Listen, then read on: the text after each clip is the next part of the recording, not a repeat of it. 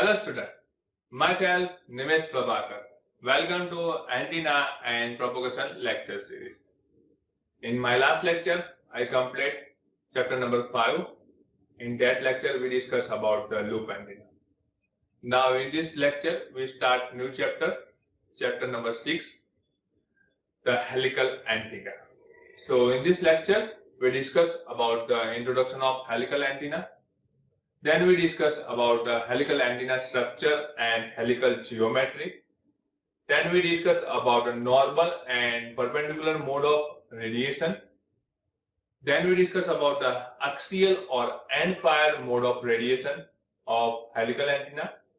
And last we discuss about the application of helical antenna. Now we start the introduction of the helical antenna. The concept of helical antenna was first introduced by the John D. Crush, that means J.D. Crush, in the 1947. It is a three-dimensional structure of which a linear and loop antenna are special cases. It is basically a simple broadband VHF and UHF antenna which provide circular polarization. It consists of thick copper wire wound in the form of screw thread forming a helix. Helical radiate in a many mode. There are the many mode of the radiation. The mode of special interest are the normal mode and axial mode. So in this figure, we can see there is a three mode of the radiation. First one is indicate the normal mode of radiation. Then the B figure indicate the axial mode of radiation. And the last one is the indicate the conical mode of radiation. But here we discuss about the only two mode of propagation radiation, like normal mode and the axial mode. Now we discuss about the helical antenna structure and helical geometry. So here this is the figure of the helical antenna. It consists of a thick copper wire wound in the form of the screw thread forming a helix as shown in the figure. So here we can see this is one wire is wound like in the screw shape. There are the different form of the ground plane, such as a flat ground plane and the cylindrical cavity. The helical antenna can operate in a many mode, but two important modes are: first one is the normal mode, and this mode is just like a broadside mode. In the radiation pattern, in the normal mode is like a broadside, and the second one is the axial mode, and its radiation pattern is just like an end-fire array. Consider the helical antenna as shown in the figure. It basically consists of the helix of a thick copper wire or tubing wood wound should shape of a screw thread and used with a flat metal plate called a ground plane. The helix can be described by using the following symbols. So we can describe the helical antenna by using this symbol, like N is indicate the number of turns. Then D is indicate the diameter of helix. C indicate the circumference of helix. S indicate the spacing between two turns. A is indicate the axial length. Then lambda, we know that the lambda is the length of one turn. And alpha is the pitch angle. And the last D, small d, is indicate the diameter of the conductor. So these are the symbols are used to represent the helical antenna, or we can say the helix geometry. Now the mode of radiation of the antenna depend on the diameter of the helix D, spacing between the turn S and the circumference of the helix C. So the radiation mode of the helix depends on these three quantity, like the diameter of the helix D, spacing between the turns S, and the circumference of the helix C. The number of turns are denoted by N. Then the axial length we can write as A is equals to N into S, where the L is indicate the length of one complete turn, and this indicate the spacing, that means the S is indicate the spacing of the helix from the ground plane. If we unroll one turn of the helix on a plane surface, then the circumference, spacing between the turn S, turn length N, and the pitch angle alpha can be related to each other through the triangle trigonometry as shown in this figure. Then we can write the L is equals to under root S square plus C square. So by using the Pythagoras law, we can write from this figure the L is equals to under root S square plus C square. But we know that the C, that means the circumference, we can write is equals to pi into D. The pitch angle is defined as the angle between the line tangential to the helix wire and the plane normal to the axis of the helix, and it is denoted as a tan alpha is equals to S by C, and we know that the C is nothing but the pi into D. So we can write the alpha is equals to, that means the pitch angle is equals to tan inverse S upon pi D. Now we discuss about the first one mode of the radiation. It is nothing but the normal mode of radiation, or it is also known as the perpendicular mode of radiation. In this mode, the radiation is maximum in the Broadway direction or perpendicular to the axis of helix.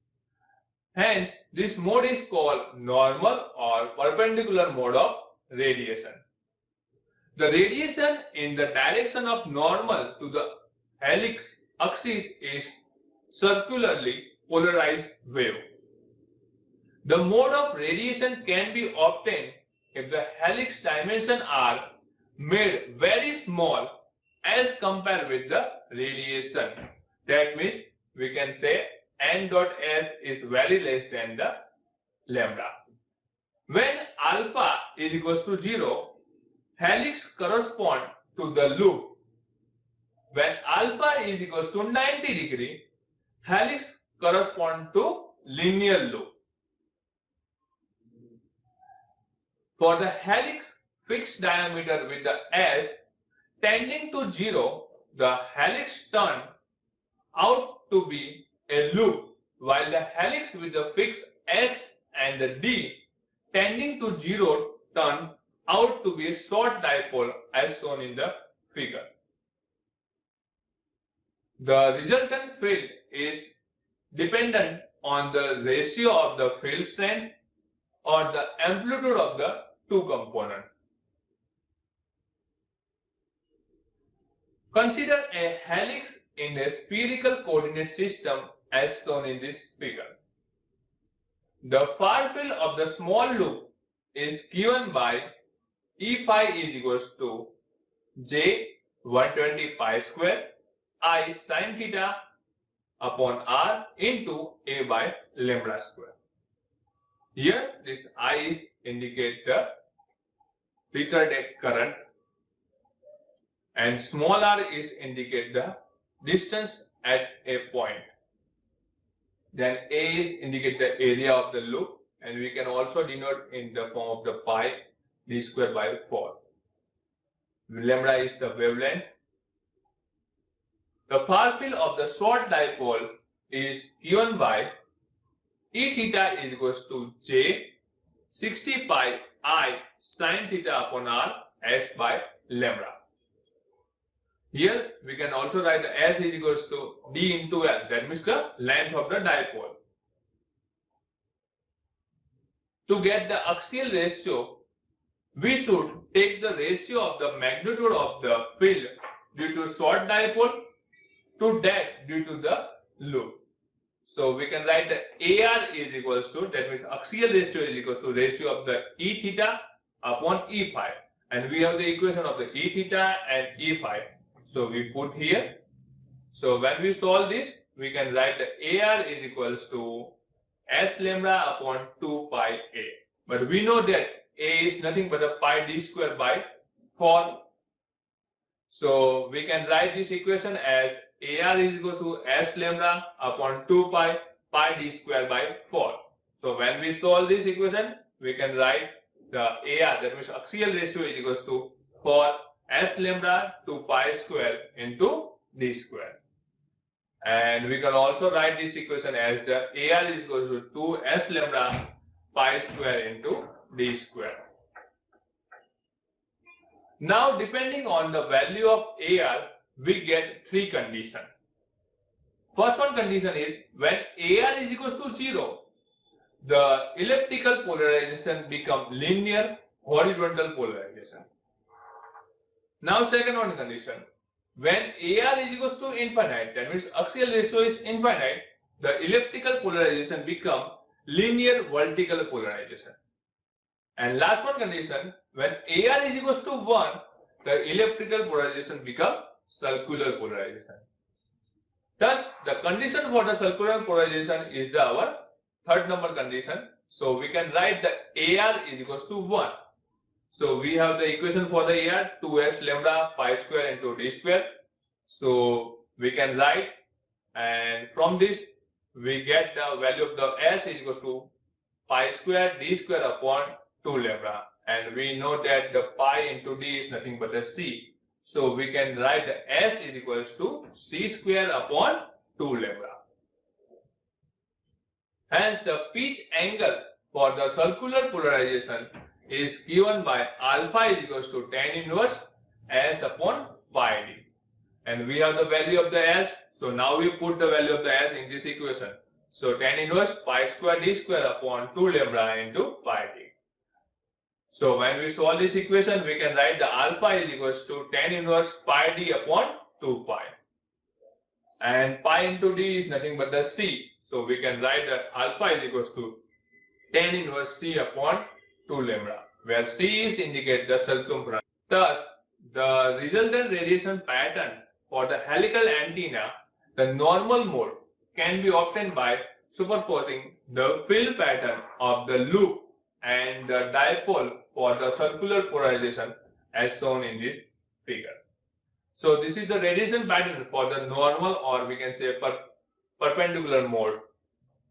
Now we discuss about the second one mode. This is the heliaxial or the end fire mode of radiation. The helical antenna radiate field maximum in the end fire direction is called the axial mode or the end fire mode helical antenna. With the axial mode radiation, the polarization of wave is either circular or nearly circular. The two parameters of the helical antenna which decide the mode of radiation are spacing between the turn, that means S, and the diameter of the helix, D. This mode is possible if the circumference is select of the order of the one wavelength and the spacing is select approximately equal to.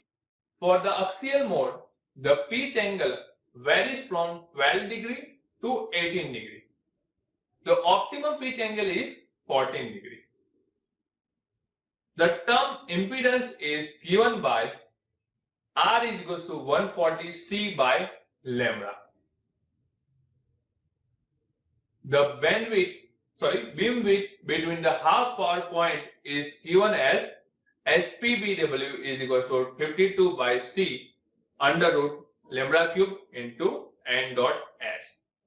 Similarly, we can write for the first null beamwidth as FNBW is equals to 115 upon C under root lambda cube upon n dot s.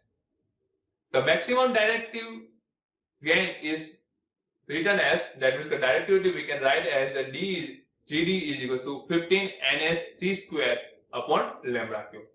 And the axial ratio we can write as the AR is equal to 1 plus 1 upon 2n. The radiation pattern for the axial mode is shown in this figure. This is the radiation pattern for the axial mode. Now we discuss about the application for this antenna. Helical antenna are used to achieve circular polarized wave over a extremely wide bandwidth. Then it is also used in the space communication. Then it is also used in the transmitting or receiving VHF signal through the ionosphere. Then the helical antenna is used in the satellite communication and space probe communication. Now we calculate one example. Calculate the directivity of 20-ton helix with the alpha. Here we have, it is given the alpha is equal to 12 degree and the circumference is equal to 1 wavelength. So we have to calculate the directivity, and for the equation for this is the directive gain GD is equal to 15 NSC square upon lambda square. And here we have the N, the turns of the helix is the 20 and the circumference is given as the lambda. And the spacing between the turns S is indicated, and we have the tan alpha is equals to S by C. So we can calculate the value of the S from this equation. S equals to C tan alpha. So lambda, we have the value for the C is equal to lambda, and tan alpha value is at 12 degree. So we get the 0.2125 lambda. And when we put the value of the S, C and lambda in this equation, so we get the directivity is equal to 63.75. Now we calculate the second one example. Calculate the half power beamwidth, axial ratio, gain and power pattern for a 16-ton helical beam antenna with the circumference of lambda and the spacing between the turn to be the 0.25 lambda. So here the N is given, number of turns is equal to 16, circumference is equal to 1 wavelength, this is nothing but the lambda, and the spacing is given the 0.25 lambda. So we have the equation for the SPBW, that means half power beamwidth is equals to 52 by C under root lambda cube into upon N dot S. Now we can also write this equation as lambda square upon N into S upon lambda. So when we put the value for this S and lambda and N, so we get the SPBW is the 26.85 degree. Now we calculate the axial ratio. So we can calculate by using this equation. AR is equals to 1 plus 1 upon 2N. So we have the value N is equals to 16. So we get that AR is equals to 1.03125. And the directivity we can calculate by using this equation. The GD is equal to 50 NSC square upon lambda cube. So when we put the value of the N, S and C, so we get the directivity is equals to 60. So in this lecture, we discuss about the introduction of the helical antenna. Then we discuss about the helical antenna structure and helical geometry. Then we discuss about the normal and perpendicular mode of radiation of the helical antenna. Then we discuss about the axial or the end fire mode of the radiation.